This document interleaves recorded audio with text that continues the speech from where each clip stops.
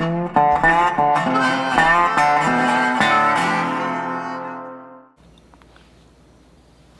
right, hey, welcome everyone. It's Chris Petri. Thanks so much for coming by and painting with me. We're having a great time here. We're going to do 3 compositions. We're going to utilize some techniques and methods to put together some landscape style compositions. So we'll have some trees, some bushes, this first one here we're going to create. It's got some fence posts and some barbed wire, interesting farm type setting, trees in the background, beautiful fields, sky wash. We're going to cover all the techniques you need here and methods in watercolor to create these beautiful compositions, and they can turn out to be finished paintings if you want them to, and you can frame them, or you might just be working on them to practice and put into like a folder just to have them for future reference. The second one we're going to do, actually, we'll just kind of put these a few down here. This is actually our second one. And this will just be a tree with a smaller tree underneath there with some branches and twigs and things. Thought that was really fun. We're going to show you how to get those nice loose branches, how to get the washes in here effectively. This is an alla prima painting as well as the first one. And then our last one, we're going to use the glazing technique when I cover all these things, just so we kind of get the feel for it. So this is like a beautiful snowy field,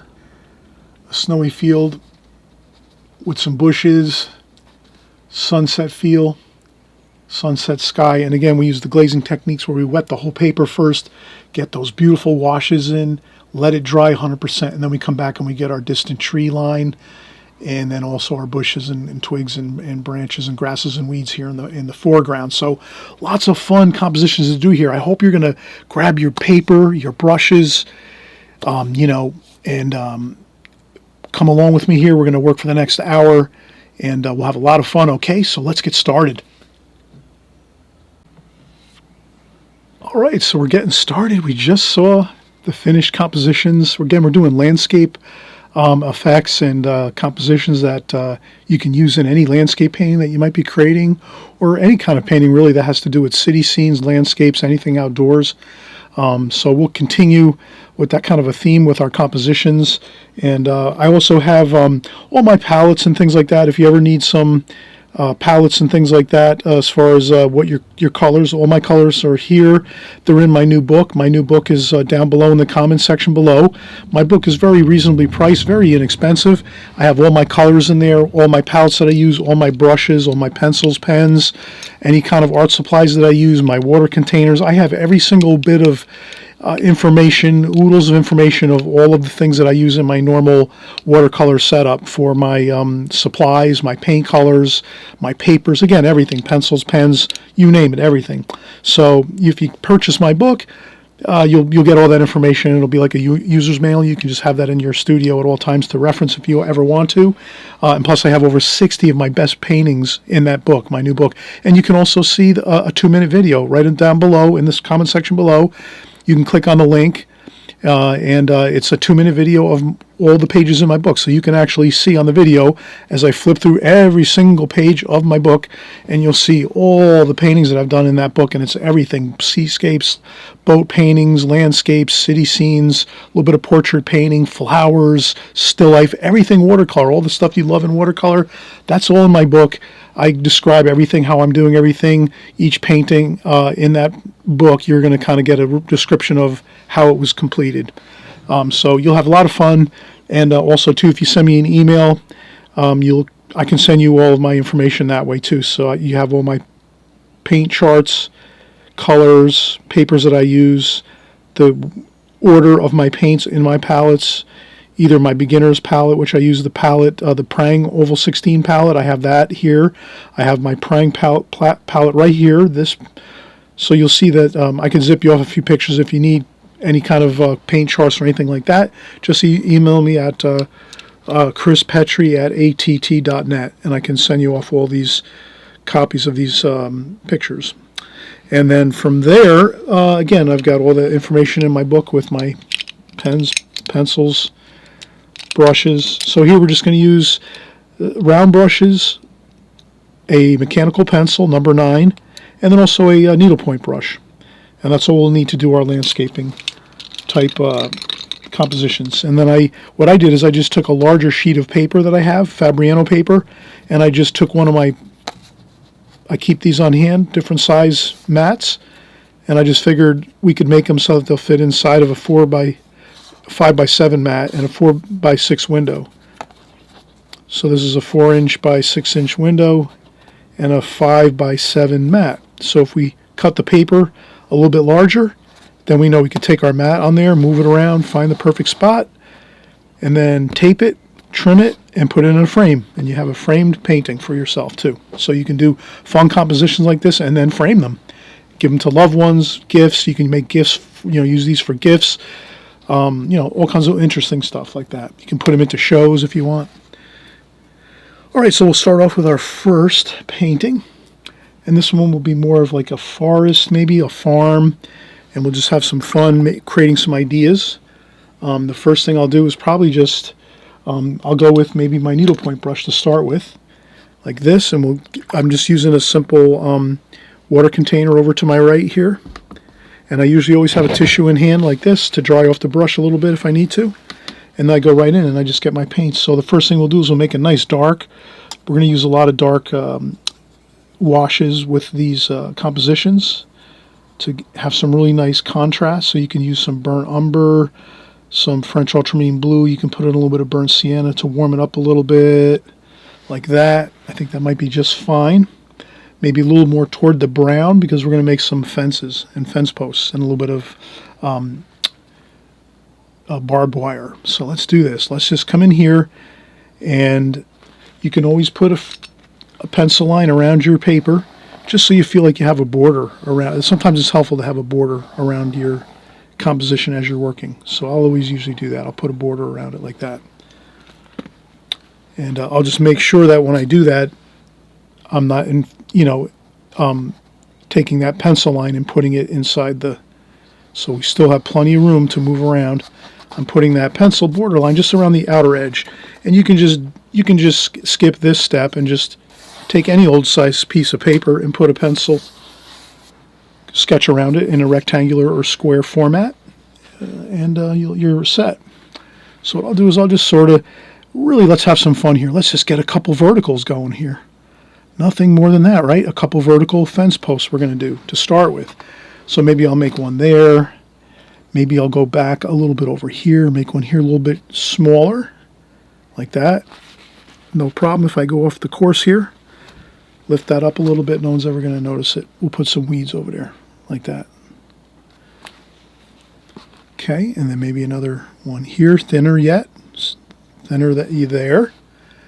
And then maybe we'll have a little space over here, and then we'll start another few over here. And this is all these compositions are so much fun. You can really have a great time doing these. And again, we're just making fence posts, and we're just using our needlepoint brush.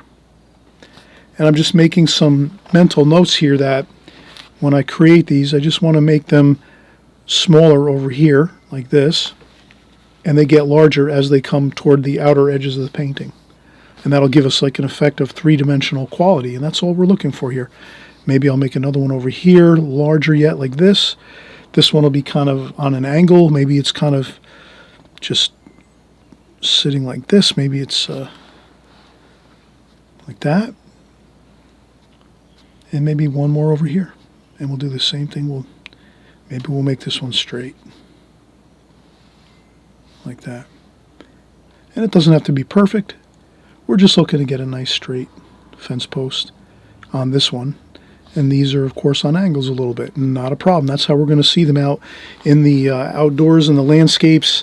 This might be an old farm here, and maybe the farm has been, the land is waiting to be sold, and there's some people shopping around for some beautiful farmland, and for maybe 5 or 10 years this farm has just been sitting here, and it's waiting for some new people to come and buy the land and fix everything up. So right now things have been sitting, and it's not pristine anymore. So we have some barbed wire like this. Again, I'm just picking up some of that paint lightly and just doing some light wires, the barbed wires like this and like this, and just a couple maybe like this like that. And maybe the same thing over here. This one over here is like that. And again, you're just having some fun doing some loose lines like that. And you'll see that you're going to have fun doing this. This is really enjoyable. We're not out to set, we're not, setting out to make this like incredible masterpiece painting. We're just having some fun doing some compositions that are going to give us ideas. And then what you can do is when we're done with this, we're going to save these and put them in a folder. You might have a couple folders in your studio or at your home. You can put these in like a small plastic tub or something with some manila folders, and you can just label them like landscape paintings. And then you can just you can work on these, and then you can start some other ones too that you might want to on your own, making things that you might see out in a landscape and doing some compositions like this. Then you put them in that folder, and then maybe from maybe 6 months from now or a year from now, when you're going to do maybe a larger landscape painting and you're coming up with ideas, you can go grab that folder, take your folder out, and then you open it up and you have like 10 or 20 of these type of paintings, small compositions, and then you can say, oh yeah, I can build a beautiful landscape painting. Maybe you have one or two of barns, maybe you have some of these with some of the fencing and the barbed wire. Other ones you might have some trees, some fun happy trees in there, so you can kind of take everything and compile it together and then put it into a larger work if you want to. But I love, really, this is so much fun doing these smaller compositions. So I think we're really all set here.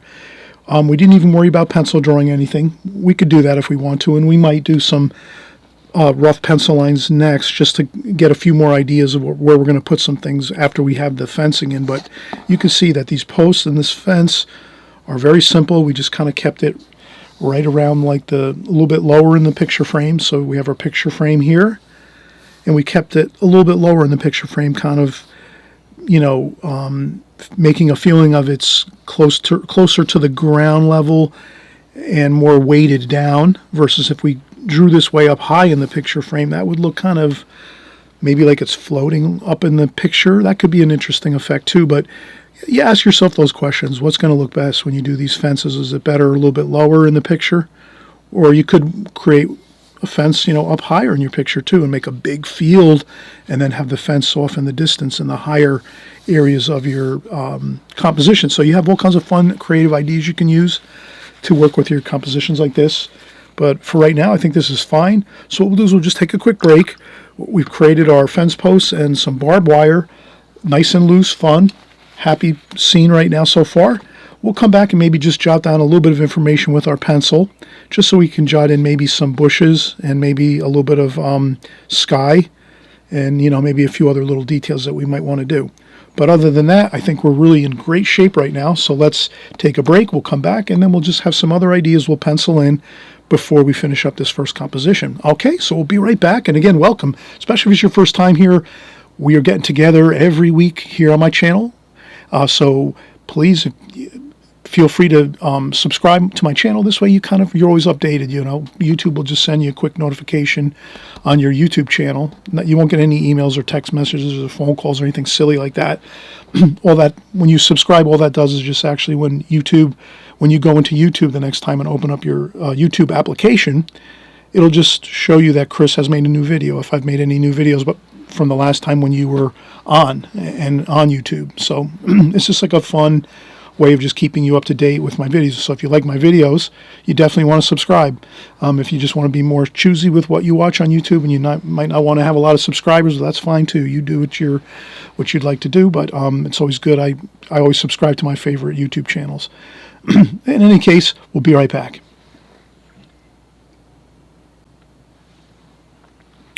All right, I just took a 5-minute break just to stretch a little bit, get a drink of water, and I'm back. Let's have fun here. Let's get in some more bits of information here just so that we can kind of finish this composition and it'll kind of look really like have a finished look to it. So I think what we'll do is we'll just make a horizontal line across here like this.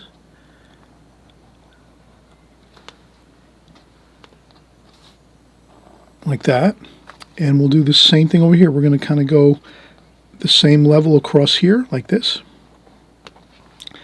And that's going to be our distant horizon line where like the edge of the field is, and then there's like bushes and trees on that edge. And I think once we have that, we're pretty set. we'll just, we want to kind of give this a little more information, this composition, a little more excitement. So what I'll do is I'm going to get my number 6 Charles Reed travel brush. I use these all the time. These are fantastic brushes. And again, I'm using Fabriano paper. And I'm just thinking like this might be like a fall scene. So maybe I'll just take a little bit of fall colors, some blue, which is cerulean blue, and then a little bit of sap green. We'll have a little bit of sap green in there. So what we're always going to do is we're always going to want to have warm and cool colors, like a little bit of blue and greens. That's your cool colors, and then you're going to want to have maybe some of those fall colors, like the raw sienna, a little bit of yellow ochre, a little bit of burnt sienna, raw umber. So you just pick and choose some really nice warm colors that are like, and then a little bit more maybe of some blue, French ultramarine blue for some dark if you want some dark. But you can kind of see how you can just take your palette and put some color on your palette and keep them separate, the colors separate from each other, because to me it's better to leave your colors separated in your palette so that your colors can maybe be more vibrant and exciting in your painting and your compositions, versus taking all these colors and just smoothing, like swishing them all around and kind of blending them together. And then you don't see like that nice modulation of color and warm and cool modulation with your colors. So that's why I'm going to leave it just like this. I get my colors that I want to see here all the way across. A little bit of orange, like that. See, all those. Then I rinse off my brush. I always have my tissue here, dry off a little bit of the water, and now what I'll do is I'll just pick up the brush, and you can mix and mingle them any way you like. And maybe we'll just do this. We're going to make some, and you just lift up with your brush like this a little bit. You can do a little finger tapping like this, and right away you have some really nice, a little bit of blue and gold and green, some darks over here maybe closer to us, and that's all you really have to do. And right away when you just go in with that simple effect of just taking the brush and lifting it up like that with some upstrokes like this,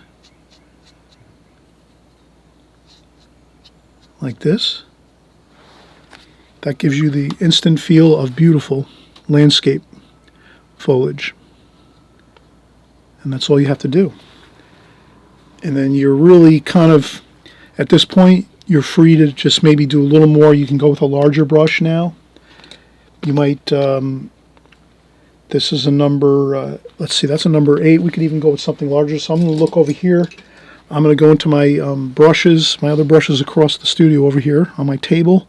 And this is a number 10, Raphael round brush. It's just a natural hair. This is a Kolinsky sable brush, watercolor brush, and it's quite large, so this way we can get in some large washes right now to kind of finish up our composition. We wouldn't want to definitely, something we'd want to avoid is trying to go in here and maybe do sky washes with a small brush like this, or create some field like if this is a field here, doing a field wash with a small brush like this really isn't a great idea. Probably at this point we want to shift up, like if you're in a car and you got to shift gears, sometimes you got to shift, or sometimes you hear your transmission shift in your car. If you have an automatic transmission, the gears shift as to, if the hill's steep, it has to shift down to get more traction and pull the car a little bit more. And if you're going on a downhill, then your car will shift to a higher gear so that you can roll smoothly down a hill. So it's the same thing with brushes. If you think of it like a transmission or car, shifting gears in a car, when you need to do smaller, finer details, you're going with a small, fine detail brush. And if you need larger washes, like sky washes or a large field like this, then you go in and you grab a larger round brush or flat brush or whatever you want to use. You can use any kind of brush you like, but that whole concept of having your brush fit the part of the painting that you're creating. Like, we wouldn't really paint these posts with a brush like this. It's just too big, right? We needed to use that smaller, thinner, really fine. This is the perfect brush for a lot of like foliage, twigs, stems, trees, posts like this. This is the perfect brush for that. And then now this is the perfect brush to get our sky wash in and our field here. So I'm just going to go with a really nice feel for the autumn feel. The golds for that field. So I'll add a little bit of water. And then I'll just take my brush, and I might even hold my brush like this. You can hold your brush any way you like, but sometimes it's kind of nice to hold your brush like this and then just get some nice brush strokes like this, just going across. And since I have the rough paper, the arches, the Fabriano rough paper, you can see that as my brush gets empty and the water's less in the brush, you get more of those nice broken edges. And then you could take some more color like this, and maybe there's some more greens up here. So you can mix up the colors a little bit. But I think you'll be very happy with your results if you're just taking a very light-hearted approach and, holding your brush lightly and just giving some nice, indications of maybe the field going in this way. So you can take some brush strokes like this and like this. Just that little bit sometimes helps, makes it look like we're kind of funneling into the picture here like so. And then maybe you can take some final brush strokes over here and keep your lines a little bit. So you'd want to maybe fill out your painting to the line, pencil lines. This way you know you're good. And if you ever are concerned, you can always just take your mat and just hold it over your painting carefully, like you don't want to drop it on there. But if you just put, oh yeah, it looks perfect, right? You have plenty of room here, so you can move your mat around like this, and you still have, but you just want to paint out to your edges if you can. So look at that, how good that looks, right? We have a nice, kind of like that golden brown, burnt sienna kind of field. It's autumn time. You can infuse a little bit of blue in there if you want to give it that little bit of coolness too, here and there.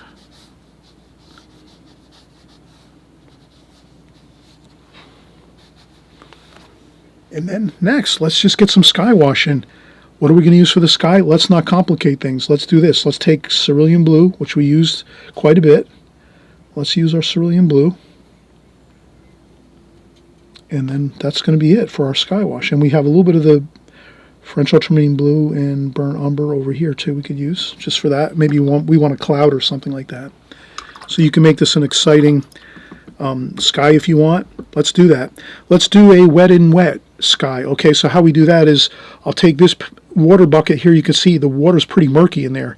Whenever you're kind of doing your skies, I would always advise emptying out and putting fresh, clean water in your water bucket before you paint your sky wash. And the reason why is because a lot of times when you're doing your sky washes, you can actually preface or start with some really nice, clean, fresh water and just put some on the paper.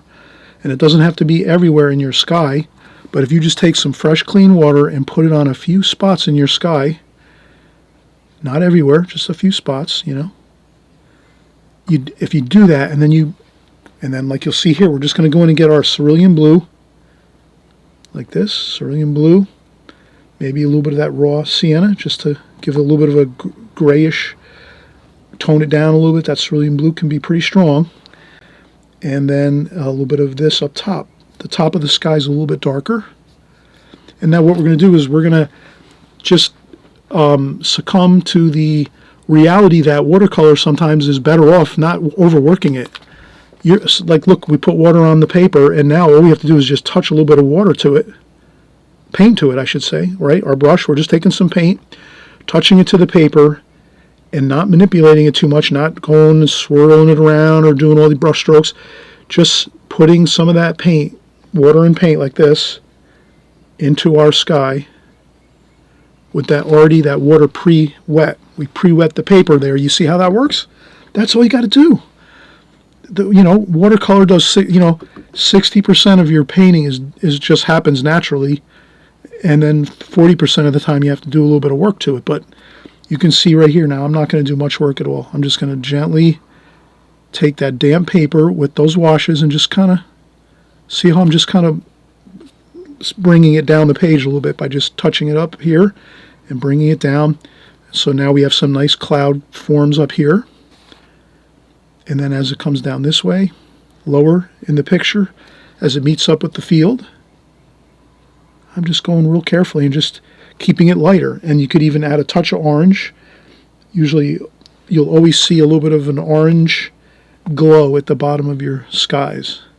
So you could do that. You could take a little bit of orange paint and just go along the bottom of your sky wash like this.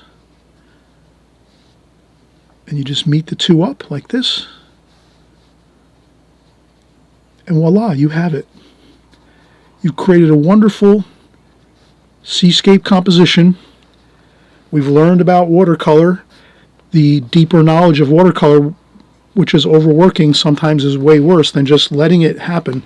Getting some paint on there, pre-wet the paper, especially for your sky. Pre-wet your sky, pre-wet with that fresh, clean water. Remember, we emptied the bucket, so we had fresh, clean water. Wet the paper a little bit, and then just add in your darker blue up here, and then go with a little bit lighter blue as you work down this way, and just really take your brush and just kind of bring your wash on down carefully as you go. And then you have an effect like this. I think this is really a good looking composition that you could work into a large composition, like an 18 by 24 painting, with a little more interesting things in there. Maybe we would put a barn in there, maybe some figures, maybe a tractor, stuff like that. You could add more things to this, but this would be like the basic first kind of concept of the nice colors, the fall colors of a landscape painting, some fencing.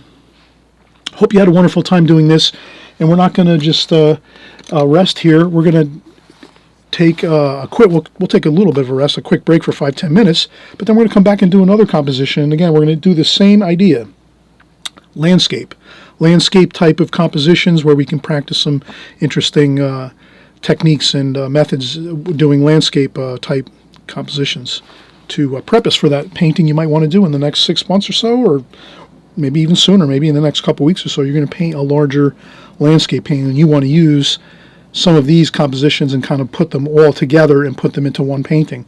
That'll be a fun thing to try. All right, so we have the first ones finished, and we'll come back after we take a quick break, and we'll get started in a second. All right, let's get started. We're going to peel up our painting here. Okay, we're going to set this one aside, let it dry a little bit more. And we're going to get our second bit of paper here on the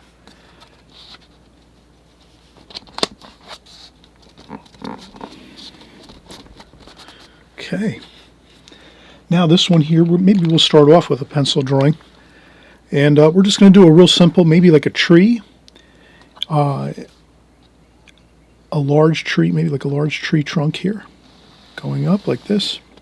Right out of the picture. Like that, wham, cool, look at that, wow. That looks pretty interesting. Maybe we'll make it a little bit wider at the bottom here, like that. That looks more realistic. And then maybe we'll have a branch coming up like this, off the tree like that. And what else? Oh, we're going to have a couple other branches and twigs and stuff down here. So we're going to do this. And then one like this. With a couple of, so we're just going to make some interesting branches and twigs and things like this, like that. One straight up like this, one like this, one more like that,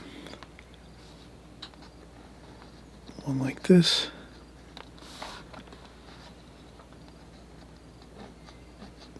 Like that. Okay, so we're just going to have some fun here. A couple of smaller, like small tree shapes and stems coming out of the ground here. A larger tree trunk here going up, and that's it. Let's keep it kind of simple like that. Maybe we'll make a bit of an edge of a field back here, just to give us a little bit of a reference point of something where a field is like over here, and then maybe there's some more mountains over here, something like that. But we'll just leave it really simple. We're doing compositions. We're not really trying to, really get too much detail here, just compositions. The next thing I'll do is just do a quick spritz of the palette, and up here too, we'll just kind of give ourselves the benefit of just having a clean palette to work our new colors on, and then we don't have to worry too much about getting too much mixtures of too many colors in one painting or one composition. So that's all I like to do, is just do a quick cleanup of the palette. And then for this, I'm gonna just go with some burnt umber and French ultramarine blue to get a good dark tree trunk color like that, with some blue, maybe some cerulean blue in there too, like so. Some burnt sienna. So yes, I'm going to use quite a bit of colors here. Burnt, again, French ultramarine blue, burnt umber, going right across left to right over here. Right to left, I should say. Burnt sienna, maybe some raw umber over here too. Then some cerulean blue, like that. But that gives us a good mixture of colors. Now we just take our brush is damp already. Our brush is damp, and then we're just going to come over here and take our brush and just do this. And then lighten up on the brush. As you push less on the brush, you can get thinner with your, like that. And there you have it. And then now you can kind of keep the same brush, right? Without any more paint, just use the brush as it dries out. And then you can get more control and less water and more control with your brush by just using it as you're unloading it onto the paper like we just did. Okay, that looks good. And then maybe widens out here a little bit. Like this. All right, look at that. And we're going to do the ground in a little while, but let's get the darks in first. That's what I'm kind of usually, especially on this type of painting, we're calling this like an alla prima painting, where you just go in and paint the painting right from the start. Just go in and keep painting all the way through. Sometimes we'll do glazing technique, which, again, I cover this all in my book. Glazing technique is more, you would do a light wash over the whole entire paper with a light wash of watercolor, let it dry 100%, and then come back and do darker washes over the top of that first light wash. So I probably paint a little more with alla prima like we're doing right here, and like we did in the last painting, composition, but I still use the glazing technique a lot too. So that's why I always teach both, and then you mix and match them whenever you want to. So it's just like more information that you have. So here I'm going to change brushes, and we'll use our needlepoint brush. And again, I always have a tissue on hand, and again, we want to keep that good dark. Burnt umber, French ultramarine blue, burnt umber, burnt sienna, a little bit of cerulean blue maybe a little bit of green. I might put a little bit of green in here. Like that, a little bit of green. So I'm going to try to work in some green here. If I put it in over here in this, and then you can just do this. You can, and then we work this brush, the needlepoint brush, the same way we did the larger brush, except now we're just going to use this brush and just do the same thing. You press down for a wider twig and branch at the bottom. And then as you lighten up and go upwards, you lift up and then make the line thinner, like that. And there you have it. Simple as that. Just a really simple technique of pressure. Controlling the pressure on your brush. More pressure on your brush means a larger line. Lighter pressure on your brush means a thinner line. So the more pressure, thicker line. Less pressure means a lighter line, and then you can get very light and do some really quick. These look great if you can just do some quick, really fast kind of flips of the brush like this. If we can do these, you're going to notice you're going to get some really great, very natural looking stems and twigs and things like that if you can just kind of go in and do it quick like this. Because that's really nature is sort of fast. Things grow. Before you know it, things are growing. And if you were to speed it up, that's what would happen. It would be more of a quicker. So there we have it. Look at that. That looks fantastic. Now we're just going to kind of finish up with a little bit of some background maybe. What I'll do is I'll empty out my water again because the water is looking kind of murky there. And again, if we do we'll put a little bit of sky wash in there. Let's get some fresh, clean water in there, crystal clear water. And I'll probably stick with this larger brush now to do the washes of the sky and maybe some of the ground here. So what I'll do is let's do something different. Let's go with a grayer sky. So I'll use some of that cerulean blue, but I'm going to gray it down like that. Like this. A little more blue. Maybe even a touch of French ultramarine blue, like that. All right, so we'll make it kind of like a stormy looking sky. Now what I'll do is the same thing we did before. I'm going to go up in the sky, add fresh, clean water all the way at the top of the painting. Just here and there, not everywhere.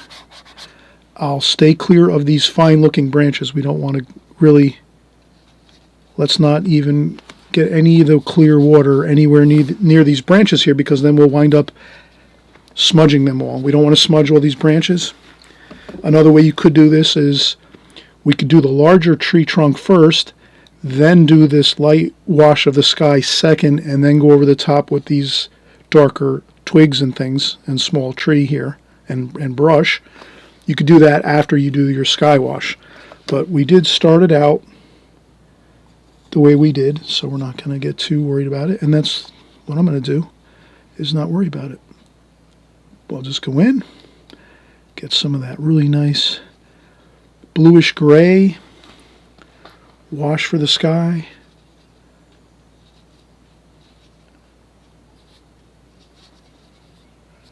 And then very lightly put it onto the paper and then lift it up with a tissue, a very light tissue, blot, so you can get some color on there, a little bit of sky color. Like that.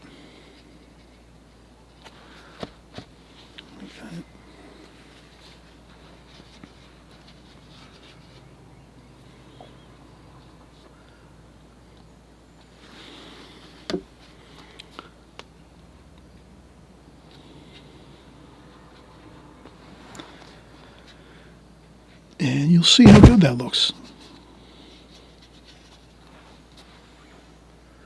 A nice simple background of some sky wash. Kind of maybe like a cloudy day, a hazy day. It's not super bright blue. Just a little bit of blue and grayish blue using some of the mixes that we had up here. We're just going to reuse those colors. And then maybe here on the ground level, let's a little bit of green. Again, we'll tone this all down. We're not going to go with too much vibrant color. Let's just keep it low key. So we'll take some of this grayish mixes that we have up here that we use for the sky wash and the trees. We'll put it down here and mix it with that green, which is the sap green, which we did add in there. And let's just do a little bit of that.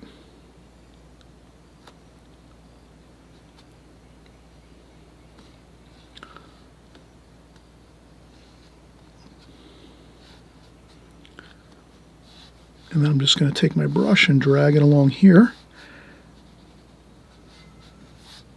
along the paper. And then what you can do is, to make it a little more exciting,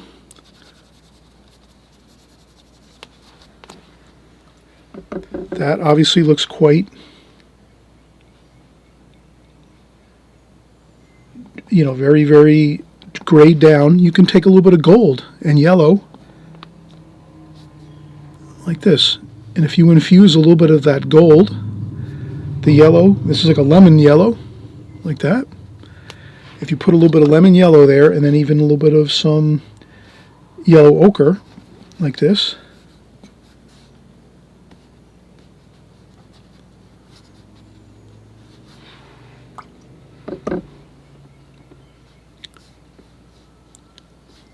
You can work in some of that exciting color right into the painting, just like that.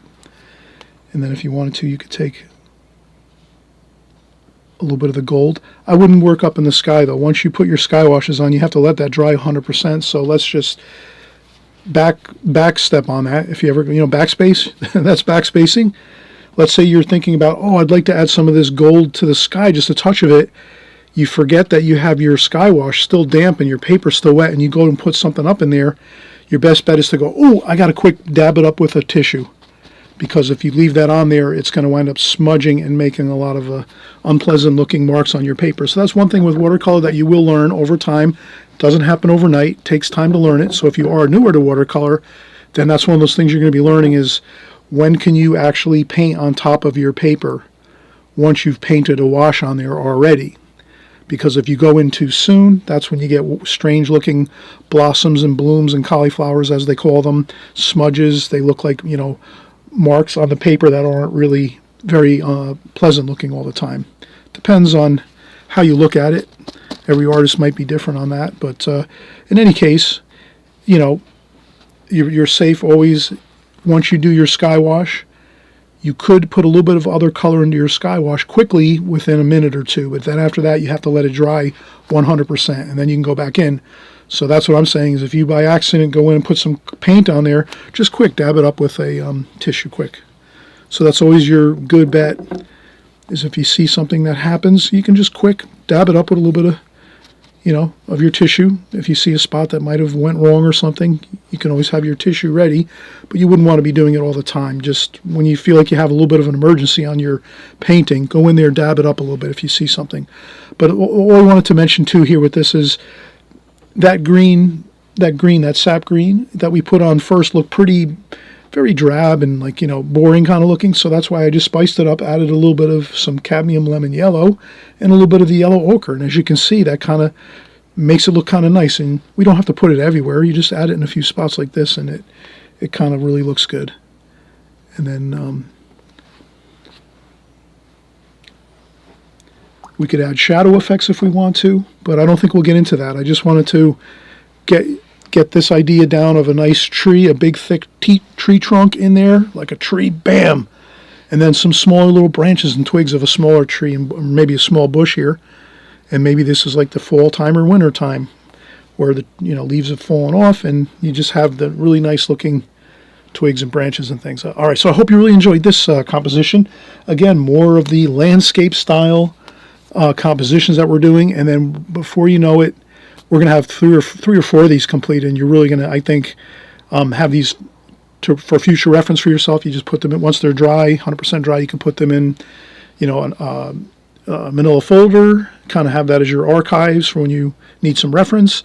Or if they come out fantastic, why not put them in frames? Mat them, put them in frames. If you have some mats, you put a mat on there like that, and you put a frame around it, and you have yourself a nice composition that you can have framed and looking good, and hang it up in the house, or you give it as a gift or something like that. But have fun with it, enjoy, and we're going to come right back in a second, and we're going to do one more composition, or probably two more, so that we really get a good feel for working some landscape ideas. Okay, all right, we'll be right back.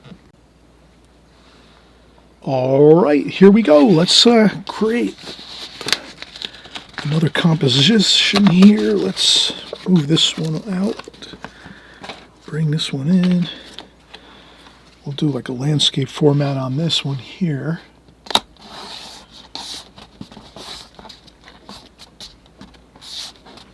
Okay, I'm just going to press it down a little bit there.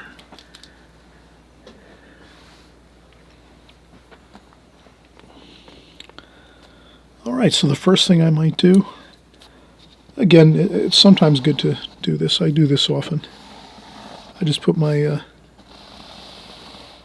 my border around here. Kind of gives it a finished look.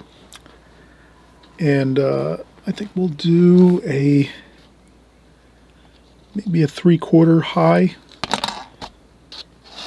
about 3/4, a little bit above halfway. We'll put a distant horizon line where the sky meets the field. We're going to do a little bit of snow here. So we're going to do a snowy field with a little bit of some bushes.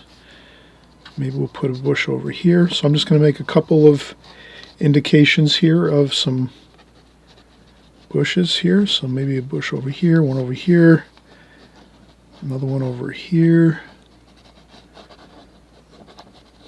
maybe a larger grouping here, like so, like that. And that should be good. Just an indication of some bushes here, snowy field. I think what we'll do is we'll do this with the glazing method, the glazing technique. So I'm going to get a flat brush.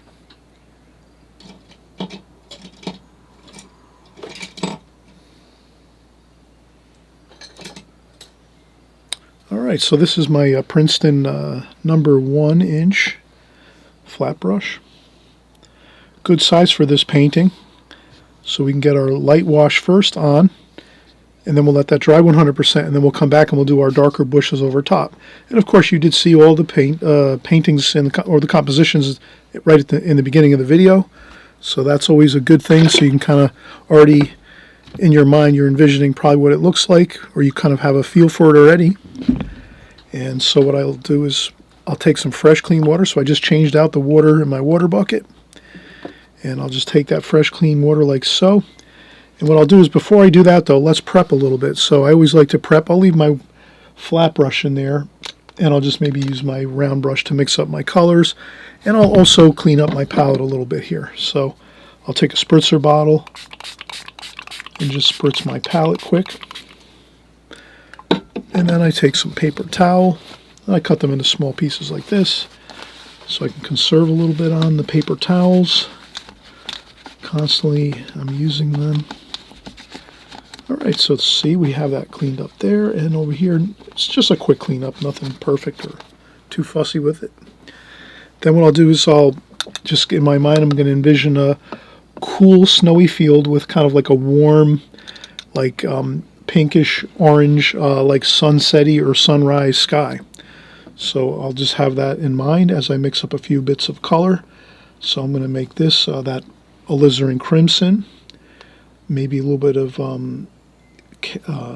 cadmium orange, a little bit of raw sienna. So there I have a good mixture of some warm colors. And then I'll make my cooler colors, which is I'll use purple and cerulean blue for the snow, cerulean blue and purple, like that. And probably I'll use that'll be good for the snow. Cerulean blue, more or less, with a little bit of purple in there. And we'll use a little bit of the purple too in the sky, and the blue too. So there you can see it. We have our first glazing, or we're doing the glazing technique on this one. The first light wash over the whole painting. Let it dry 100%, and then we'll come back and finish up with just some beautiful, nice bushes on the snowy field here. Okay, so the first thing we do, we just take our clean water for the most part. It's not perfectly pristine, crystal clear water, but it's good. That'll be fine. It doesn't hurt to have a little bit of color in the water. A little bit of. Just wouldn't want it to be too much water in there. I mean, too much paint. Okay, so what I did is I just went over with a light, as you can see, a light wash of crystal clear water, or almost crystal clear water, and that's it.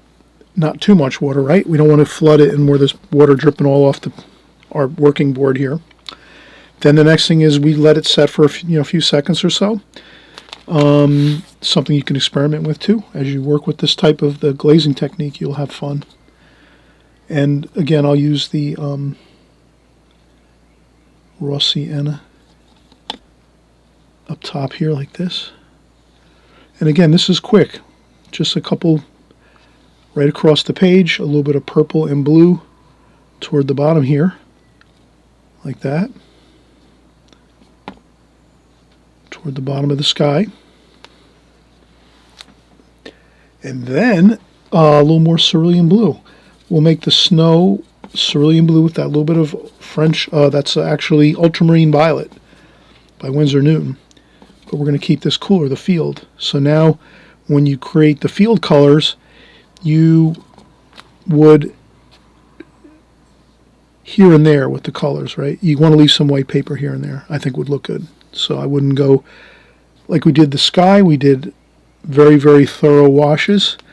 With the snowy field, you can leave it a little hit and miss, you know, leave a little bit of white paper on there. And that's it. Now we have to let this dry 100%. So that means you can do two things. Wait an hour and a half to 2 hours approximately till it 100% dries. Or you can take a blow dryer and blow dry it off in about 5 or 10 minutes, and it'll be dry enough that you can go over the top of the first glazing, the first wash. So that's up to you. I'm going to actually take a break now, and I think I will actually use the blow dryer, and I probably won't make all that noise and, you know, put you through the noisy blow dryer part, but it's just simply taking the blow dryer and obviously just going over it like this, like so, and then after about 2 or 3 minutes or 5 minutes, it's nice and dry. So we'll be right back, and we'll finish up with these shrubs and a little bit of maybe some trees in the background too, like a tree line maybe across the back of the painting.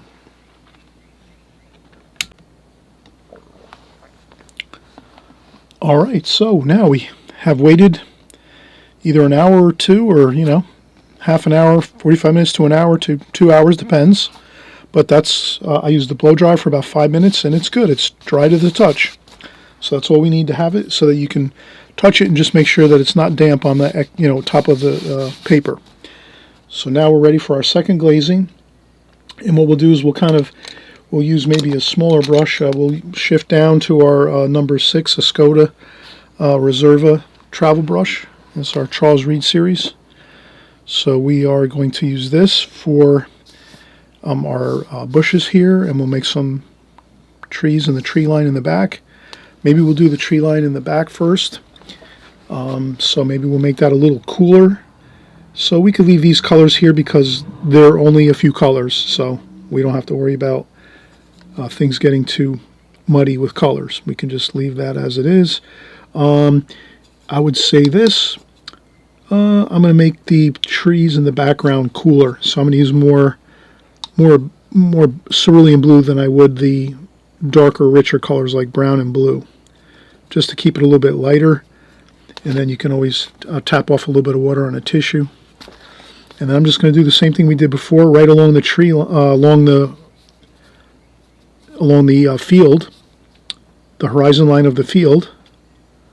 I'm just going to do a couple of those. You know.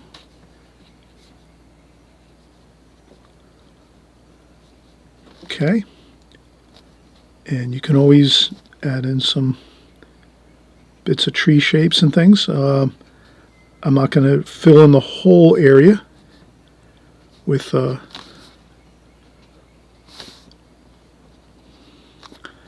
you can change up, you know, do a couple upstrokes like this, then you can do a couple more round shapes, but a lot of times you'll find the trees are kind of squarish shapes. Well, it depends on the area too. Sometimes you'll find you'll have a lot of pine trees. Those might look quite different. But you can just get a couple kind of tree shapes like that.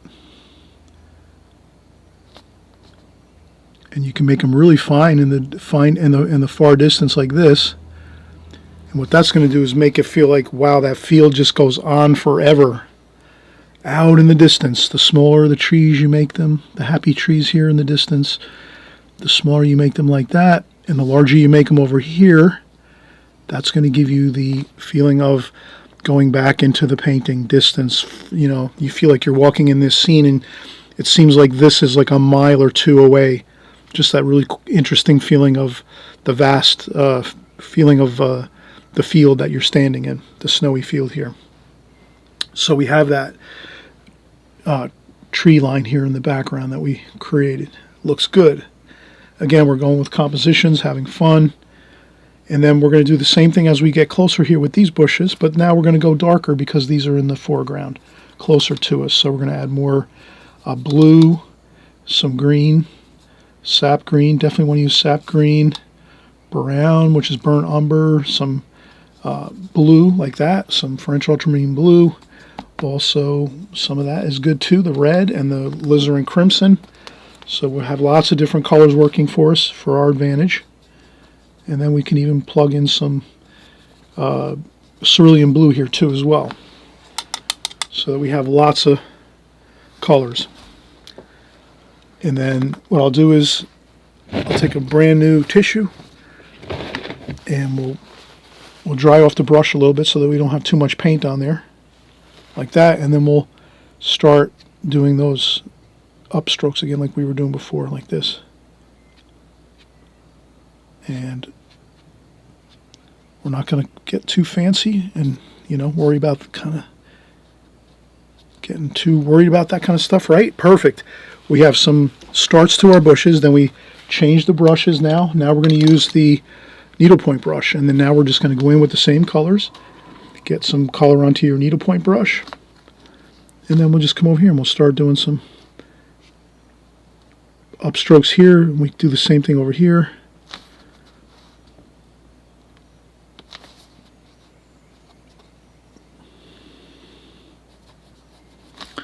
Sometimes it's better to, if the wind is going in one direction, we might keep our twigs and our branches kind of moving in a similar direction, so that maybe there's a prevailing wind in this area and it kind of goes from this way across the picture.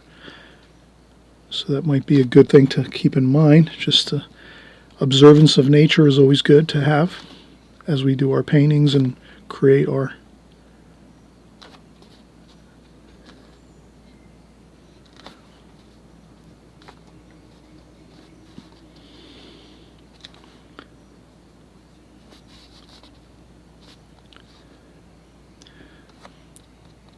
and you can do a little bit of finger tapping with some paint. You can put some paint on there, take like a little bit of thicker paint, dab it onto your paper, and then do that.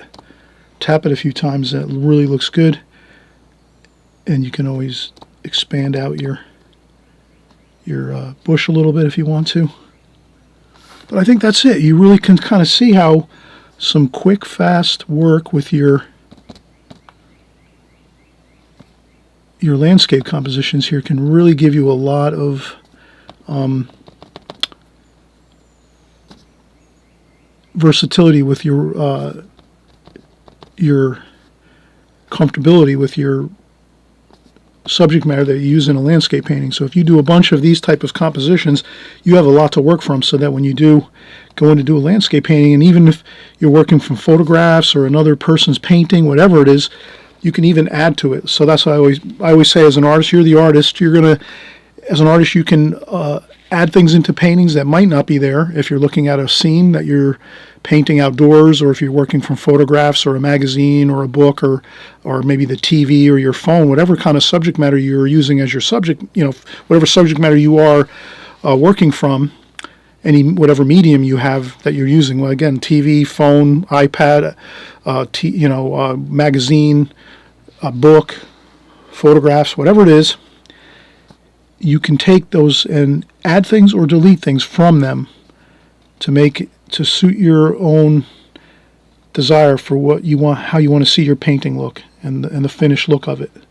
So, you might start to think, you might think that something's going to look, better if you add in some of these types of grasses and twigs and things like this. Or you might think, nope, I think it's going to look good just with these in a painting, and I don't want to add too much detail like this, or whatever it is. But you'll have the control of adding things in or taking things out of paintings, whatever you think looks best for your own taste. So that's what I'm saying is, and you'll have these reference compositions for yourself that you've already done, and you can kind of work from these. And trust me, when you work from your previous compositions like this that you've already painted, you'll snap right back when you pick this up, even if it's a year or two from now and you pick this up out of your folder in your studio because you need some ideas for your landscape painting, and you're looking for some compositions that you might have created in the past or paintings. trust me, you'll snap right back and you'll remember, oh yeah, I remember doing this composition. I remember brushes I was using, the colors, somewhat I can look at the painting and yeah, I can see I was using these colors, so on and so forth. I remember using a needlepoint brush, and I was using like a large, flat brush to do the sky washes. You'll remember all these things, and it'll just come right back to you, and it'll give you that edge of having an easier time creating your paintings, because I think that's what you want when you're creating your paintings. You want an easier time doing them. You don't want to have to be struggling or stressing over how you're going to get that look you want. You can already have some other stuff set to the side, like your folders with some of your prior paintings and compositions, and then you can just peruse through them and use them, and just, again, be a little bit of an easier time having fun with your paintings versus maybe doing a little bit too much of having to think too much, or be researching more photographs or things like that. If you already have some stuff that you kind of have in your little mini library of your paintings, it can really go a long way. So I'm hoping that's what you're going to do. That's what I do. I try to save all my paintings that I do in my compositions and try to, use them in my future paintings. So I hope we had a lot of fun. We'll be back in a before you know it, to create another wonderful painting or some more compositions. But let's have fun, happy painting, and we're going to see you again very, very soon. Bye-bye.